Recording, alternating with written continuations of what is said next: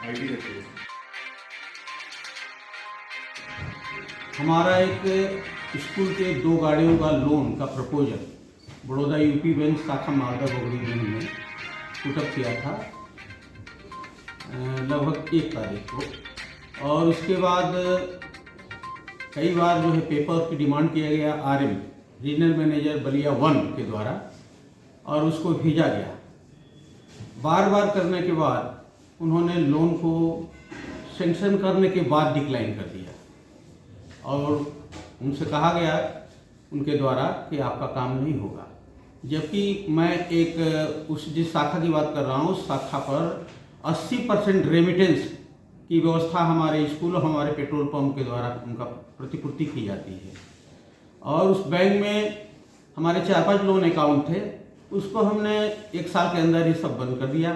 तो मैनेजर ने कहा कि सर इससे हमारा बिजनेस डाउन हो जाएगा। तो हमने कहा ठीक है, आपका बिजनेस के लिए मैं मार्च में आपसे 2 गाड़ी लूँगा, अधिकतम लोन कर दीजिएगा।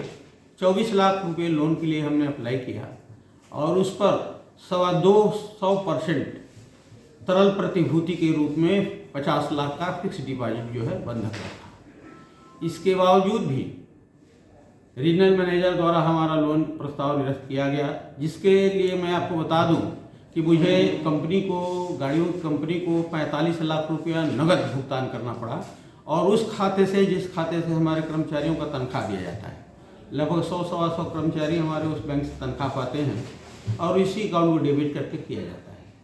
इस तरीके से हमारे विद्यालय पर भी आर्थिक बोझ पड़ा, प्लस लोन अस्वीकृत करने के बाद बैंक को भी आर्थिक क्षति हुआ है, बैंक का बिजनेस घटा है तथा यह लोन 3-4 तारीख में मार्च की तारीख में अगर जो डिसबर्स हो गया रहता तो बैंक को लगभग 24-25 हज़ार रुपये का ब्याज का लाभ मिलता। इस तरह से आरएम द्वारा रीजनल मैनेजर द्वारा दोनों संस्थाओं को आर्थिक क्षति पहुंचाया गया है। मैं इसीलिए ये कॉन्फ्रेंस कर रहा हूं कि उच्च अधिकारियों से इसकी जांच होनी चाहिए कि इन्होंने किन परिस्थितियों में दो संस्थाओं को आर्थिक क्षति पहुंचाया। सर इस मामले में आप पूर्ण रूप से किसको जिम्मेदार? ये जो है रीजनल मैनेजर बलिया द्वारा ही एक्टिविटी साइन की जाती है, बिना उनके एक्टिविटी साइन के लिए लोन स्वीकृत वितरित नहीं हो सकता। क्योंकि अपने आप में ये बहुत एक रोचक मामला है कि पहले बैंक द्वारा लोन को स्वीकृत कर दिया जाता है और उसके 2 घंटे बाद पुनः उसी फाइल को अस्वीकृत कर दिया जाता है। ये उनका ईगो था और उन्होंने जानबूझकर ऐसा किया है, जबकि उन्होंने एक आर्थिक अपराध जैसा काम किया है। ऐसा सर क्या वजह रहा, आखिर क्या वजह रहा? आखिर बैंक तो सबको इस तरह का व्यवस्था देता है। मोनोपोली है, उनकी मोनोपोली है। इसके लिए आपको कोई नोटिस दी गई? कुछ भी नहीं, कुछ भी नहीं। सर आप इस संस्था को लेकर और अपने प्रोजेक्ट को लेकर उस शाखा से कितने दिनों से जुड़े हुए हैं? भाई देखिए, मैं उसी में 34-35 साल नौकरी किया हूँ और जिस बैंक ने हमको इतनी ऊंचाइयों पर पहुँचाया उस बैंक के बारे में भी मेरा चिंता करना लाजमी है। और मैं सोचा था कि बैंक का बिजनेस अगर जो डाउन होगा तो बैंक के ऊपर एक तरह का बोझ होगा, इसलिए मैंने कहा कि ठीक है। मैंने ऐसा कहा था कि तुमको मार्च में अधिक से अधिक हमको लोन कर देना और फिर जो है मैं 1 करोड़ के एफडी के अगेंस्ट में हमको 90% का जो है 90 लाख का वो ओडी सुविधा दे देना। इससे बैंक का बिजनेस भी बढ़ जाएगा, हमारा भी काम हो जाएगा। इस प्रेस कॉन्फ्रेंस के तहत आज इस मामले में अब आपकी क्या मांग है? हमारी मांग है कि इस तरह के जो कृत्य अगर जो मेरे साथ हुआ है तो जनरल साधारण जो उपभोक्ता हैं बैंक के, उनके साथ क्या होता होगा। इस तरह से एक विकास में बाधा का काम कर रहे हैं।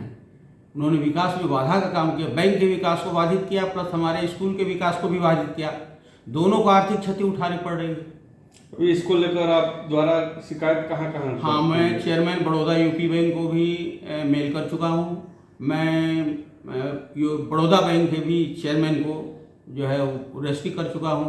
मैं ministry of finance banking division के सेक्रेटरी को भी मैं वो रजिस्ट्री कर दिया हूँ और तमाम इस तरह के मैं पीएमओ हाउस को भी जो है व्हाट्सएप करके अपने मैसेज दे दिया है। सर इस तरह के कृत्य से जैसे संस्था को लेकर और आपको लेकर आर्थिक और मानसिक दोनों उत्पीड़न हुआ है, इस पे आप क्या कुछ कहेंगे? हम ये कहना चाहेंगे कि इसकी उच्च स्तरीय जांच हो, जांच के बाद अगर ये दोषी पाए जाए तो जाते हैं तो उनको सजा होनी चाहिए।